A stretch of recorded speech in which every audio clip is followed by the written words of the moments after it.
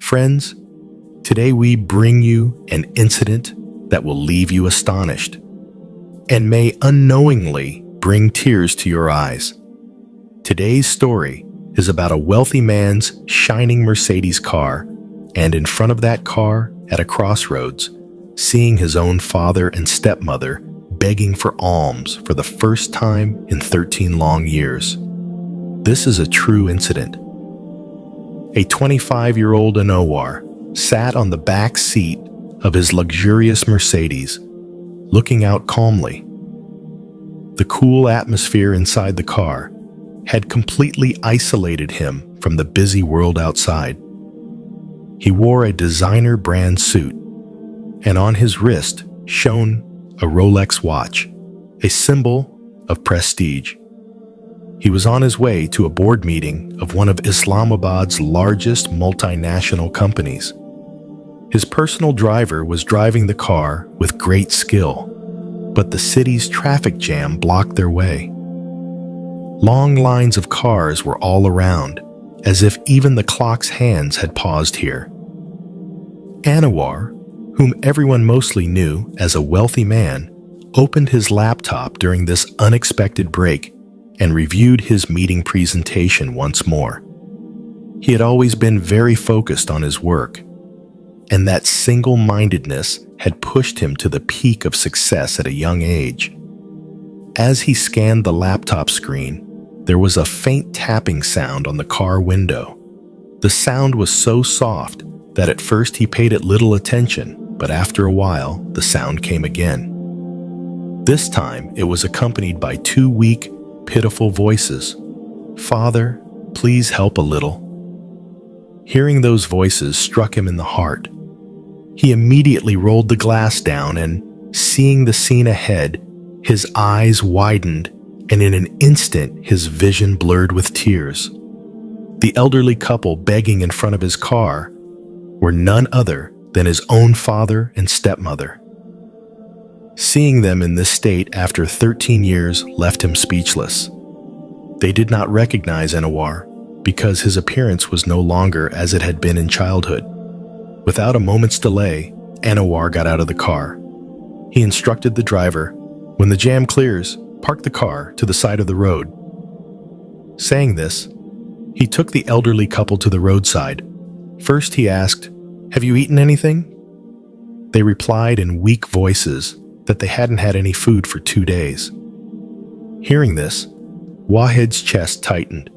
He immediately took them to a nearby good restaurant and arranged for them to eat until they were full. While they ate, he kept wiping his own tears. Seeing this, the elderly man said, "Sir, why are you crying?" "Thanks to your mercy, today we were able to eat. After 2 days, I never imagined in my life that I would be able to eat such a meal again." Anouar steadied himself and, without revealing his identity, asked, "How did you come to be in this condition? You are so old. Why are you begging? Don't you have any sons or daughters?" The old man sighed deeply, bowed his head, and said, "This is the consequence of my and my wife's sin, son. She is my second wife. After my first wife, Rukhsar, died, I married her. From my first wife, Rukhsar, I had 2 children, a son and a daughter. I used to be a very renowned businessman. There was no shortage of wealth." He paused a little, then continued, "One day I went away from home on business for a week. When I returned, I heard that my son and daughter had stolen 50 lakh taka from the cupboard and run away. Hearing this, I flew into a rage. I told my second wife, Shahnaz, 'Good riddance, both troubles are gone. Even if they ever come back, I will not let them into the house.' A few days later, I learned the real truth from a maid at the house. My son and daughter did not steal the money. Rather, their stepmother, my wife Shahnaz, gave the money to her brother for business and blamed my children, Anouar and Aisha, framing them and forcing them out of the house. But even after learning the truth, I did not say anything to my wife, because after my first wife died, I too used to be cruel and neglectful toward my children. In my heart, I wanted them to leave my life. But perhaps Allah could not tolerate the oppression of those two innocent children. Suddenly, my business began suffering huge losses. Even taking loans could not save the business. At one point, after selling all help and assets and the house, we took to the streets. It has been about 10 years that we have been living by begging. When my children were driven away, the boy was 12 and the girl was 10. Maybe my son is about your age now. Anwar listened to his father's words in stunned silence. His eyes filled with tears again and again. Horrible memories of the past came alive before him. The elderly Wahed, with wet eyes, said, "My only last wish in life is this.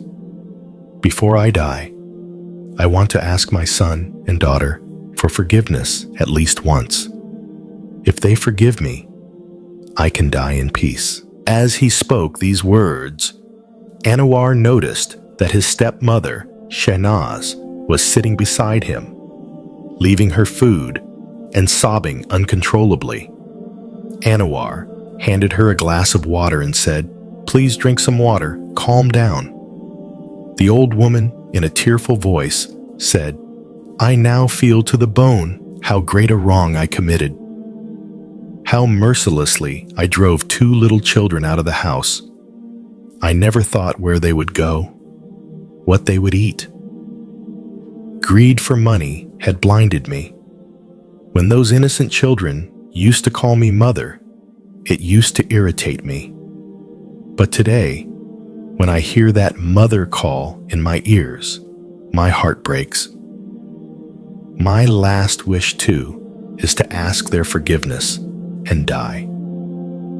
Anwar asked, "Did you have any other children later? Someone you could take shelter with?"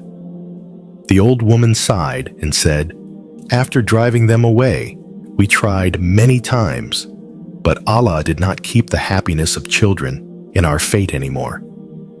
We showed ourselves to many doctors at home and abroad, but it was of no use. After that, we lost everything and became destitute." When Anwar asked about their present condition, they said the footpath was their home, and people's mercy was their only support. Then Anwar said, "By the infinite mercy of Almighty Allah, I lack nothing. I want to take responsibility for both of you." Hearing this, the elderly couple broke down in tears and began praying for Anwar. He seated them in his car and took them to his huge house. Seeing the house, they were astonished, as if it were a royal palace. Anwar arranged a beautiful room for them on the ground floor and said, "You will live here. I will take care of all your food and necessities." After a while, an elderly man named Rezwan came there. Anwar addressed him as father and said, "Father, they were in great trouble, so I brought them with me. I want them to stay here." Rezwan smiled and said, "You have been very kind since childhood. I am always proud of you, Anwar, for such noble deeds."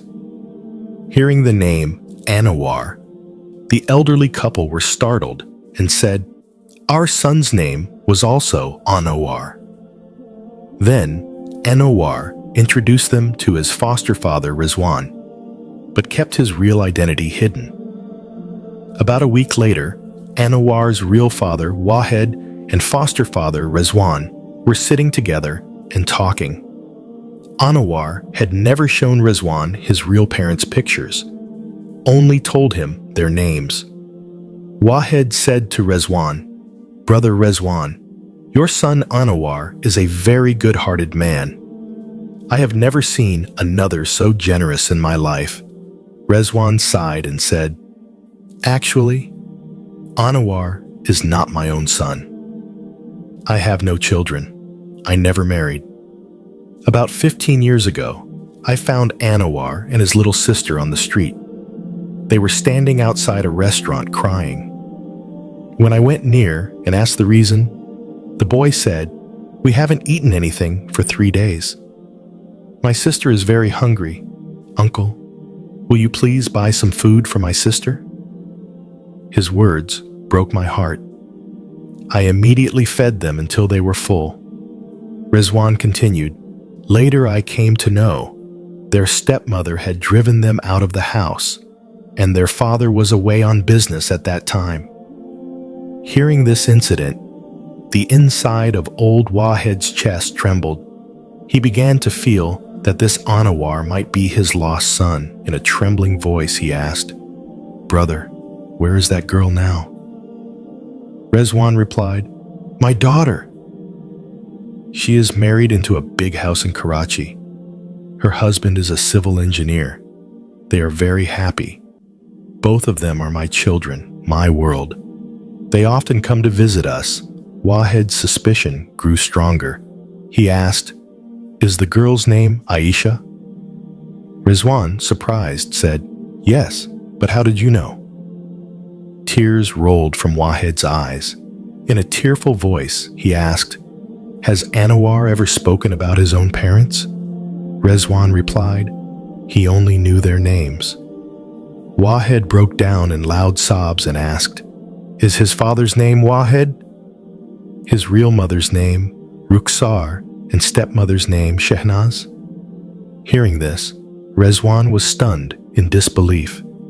He said, "Yes, but you—" Hearing Wahid's sobs, Anwar and Shehnaz rushed in. Seeing his father cry like this, Anwar realized the truth had been revealed. He went and stood before his father. Rezwan asked Anwar, "Do you know who this is?" Anwar lowered his head. After a while, with tearful eyes, he said, "He has grown old, but I know this is my real father." Hearing this, Rezwan was astonished, and Shehnaz, standing nearby, broke into tears. She also realized that this was the same Anwar whom she had once driven away with false accusations. The elderly couple, Wahid and Shehnaz, burning with remorse, came to Anwar's feet to ask forgiveness. Anwar quickly held them up and said, "Our relationship is not such that you should touch my feet for forgiveness." Crying, they said, "For the wrong we did, we have been punished for 10 years. We know you may never forgive us, but we are truly ashamed." Anwar could no longer hold back his tears. Silently shedding them, he said, "The day you drove us out of the house, our relationship ended. Today, whatever life my sister and I have is only because of this foster father of mine. Though there is no blood relation, he is our father. But since you are repentant for your mistake, I hold no anger or resentment anymore. I will take responsibility for you, but my father will always remain Rezwan."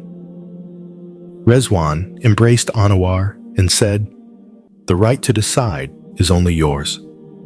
But I want you to speak with your real parents alone for a while."